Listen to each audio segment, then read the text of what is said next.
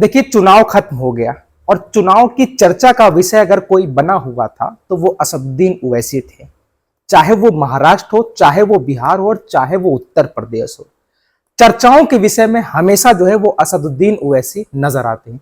आज मैं दो शख्सियत के बारे में बात करूंगा। पहली शख्सियत असदुद्दीन ओवैसी साहब, दूसरे विनय दुबे। विनय दुबे को तो आप जानते होंगे, जर्नलिस्ट है और जर्नलिस्ट की भूमिका अच्छे से निभाते हैं। मतलब सत्ता से भी सवाल करते हैं और विपक्ष से भी सवाल करते हैं। आपने सोशल मीडिया पे विनय दुबे के हर पोस्ट देखे होंगे, हमेशा मुखरता से, यानी जो जर्नलिस्ट का काम होना चाहिए, जिस तरीके से समाज में अहम भूमिका निभानी चाहिए, विनय दुबे निभा रहे हैं। वो धर्म को किनारे करके एक हिंदू धर्म से ताल्लुक रखने वाला मुसलमानों की जब आवाज उठाए, और जब मुसलमान धर्म से ताल्लुक रखने वाला कोई हिंदुओं की आवाज उठाए, तो लगता है कि जर्नलिस्ट जो है वो कहीं ना कहीं उनकी जबान पर नजर आ रही है। विनय दुबे की मैं बात करूंगा। इससे पहले मुसलमानों में तुम्हें थोड़ा सा जगाने की कोशिश करता हूं, और मैं क्या जगा पाऊंगा।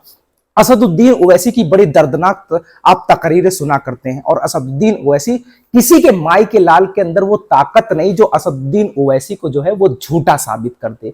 कठुआ के मामले में असदुद्दीन खुल करके बोलते हैं, और अखलाक का मामला हो, नजीब का मामला हो, सीए का मामला हो, एनआरसी का मामला हो, ये जब तमाम मुद्दे मुसलमानों के खिलाफ पार्लियामेंट में पास किए जाते हैं बिल, तब मुखरता से पेश होते हैं असदुद्दीन ओवैसी और उस बिल की मुखालफत करते हो। लेकिन मुसलमानों का क्या है कि मुसलमानों ने, अगर मुसलमानों के सामने मुसलमान कोई आ गए, मुसलमानों की पार्टी आ गई, तो उन्हें लगता है कि अब ये हमारा रहनुमा नहीं बल्कि ये हमारा गद्दार है और भाजपा की बी टीम की तरीके काम करेगा। मुसलमानों, तुम कब समझोगे, तुम कब जागोगे? हाँ, शायद नहीं जाग सकते। वो आपने सुना है ना कि अगर कोई सोया होगा तो उस पर 4 पानी की बूंदे की छींटे मार दी जाए तो वो शायद उठ के खड़ा हो जाएगा, क्योंकि उस पर पानी की 2 बूंदे पड़ गई हैं। उसे जगाया गया है और तुम्हें बार बार जगाया जा रहा है। कभी कठुआ का मामला तुम्हें दिखाया जा रहा है, कभी आसिफा का बलात्कार तुम्हें दिखाया जा रहा है, कभी तुमको दिखाया जा रहा है कि नजीब किस तरीके से गायब हो गया, कभी तुम्हें बताया जा रहा है कि पहलू खान की किस तरीके से हत्या कर दी गई। मुसलमानों, कब तुम समझोगे? तुम्हें बताया जा रहा है कि बाबरी मस्जिद को विध्वंस करने वाले कौन थे, बाबरी मस्जिद का ताला खुलवाने वाले कौन थे, 1992 के दंगे में हजारों मुसलमानों का कत्लेआम कराने वाले कौन थे, नैली का कत्लेआम कराने वाले कौन थे, हासिमपुरा का कत्लेआम कराने वाले कौन थे, ईदगाह मुरादाबाद का कत्लेआम कराने वाले कौन थे। तुम्हें बताया जा रहा है, तुम्हें झकझोर कर दिया जा रहा है। मुसलमानों, तुम्हारे जमीर को जगाने की कोशिश की जा रही है, लेकिन तुम्हारा जमीर शायद जगने के लिए तैयार नहीं। आज जो जर्नलिस्ट की अहम भूमिका निभा रहे विनय दुबे, विनय दुबे इस पूरे चुनाव को अपनी चर्चा का विषय कुछ लफ्जों में समेट कर रख दिया।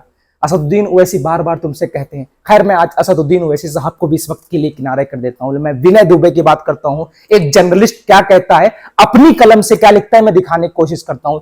देखिए, विनय दुबे का आप देख रहे होंगे, एक्स हैंडल है द विनय दुबे, और उन्होंने लिखा क्या है, उन्होंने सबसे पहले लिख दिया है कि मेरी कलम से, विनय दुबे की कलम से लिखा क्या है कि जब तक मुसलमान भाजपा को हराने के लिए मेहनत करता रहेगा तब तक मुसलमानों को चुनावी टिकट नहीं मिलेगा। मुसलमानों, जब तक मुसलमानों तुम भारतीय जनता पार्टी को हराने के लिए वोट करते रहोगे, हम नहीं कहते कि भारतीय जनता पार्टी को ना हराओ, लेकिन तुम अपने आप को कब जिताओगे?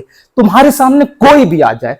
इवन अब महाराष्ट्र के अंदर मुसलमानों ने पता है किसको वोट दिया? शिवसेना को वोट दिया।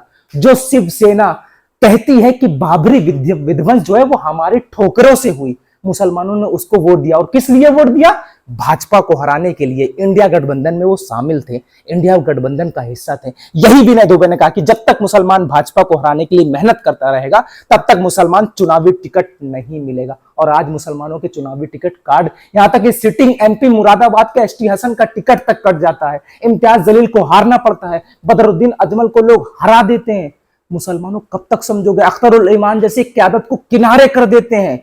आइए, जब मुसलमान अपनी कौम को ताकत पहुंचाने के लिए अपने मुस्लिम भाई का साथ देगा, यहां पे मुसलमानों से मुखातिब होकर विनय दुबे कह रहे हैं कि जब मुसलमान अपने कौम को ताकत पहुंचाने के लिए अपने मुस्लिम भाई का साथ देगा, उस दिन भारत की सभी राजनीतिक दल मुसलमानों की चौखट पर भीख मांगते हुए नजर आएंगे। ये यकीनन है, क्योंकि 7% वाली पार्टियां जो है वो इंडिया अलायंस का हिस्सा हो जाती है। 3% वाली साहनी समाज जो है वो इंडिया अलायंस का हिस्सा होकर के 3 सीटें इंडिया अलायंस के गठबंधन पर लड़ती है। महाविकास अघाड़ी महाराष्ट्र के अंदर 48 सीटों पर चुनाव लड़ता है और मुसलमानों को एक भी टिकट नहीं दिया जाता है। मध्य प्रदेश में भी यही हाल होता है। मुसलमानों, कब समझोगे? 80 लोकसभा सीटों में मुसलमानों को को सिर्फ 6 लोकसभा सीटों पर उतारा जाता है।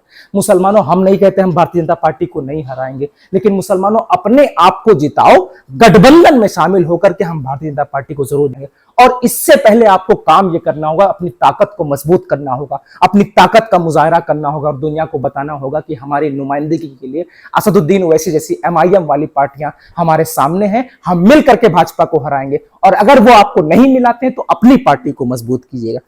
उम्मीद है कि आप थोड़ा सा जगने की कोशिश कर रहे होंगे मेरी इस ऑडियो से। और जो मुसलमान अभी तक सोया हुआ है उसको ये वीडियो जरूर शेयर करना, और हाँ, YouTube चैनल को जरूर सब्सक्राइब करना, क्योंकि मैं मुसलमानों को, मेरी भी एक थोड़ी सी मेहनत है कि मुसलमानों को थोड़ा सा जगाने का काम कर रहा हूं। शायद मेरी मेहनत जो है वो रंग लाए। उम्मीद करता हूं कि आप मेरे वीडियो के मकसद को समझ गए होंगे। वीडियो शेयर कीजिएगा।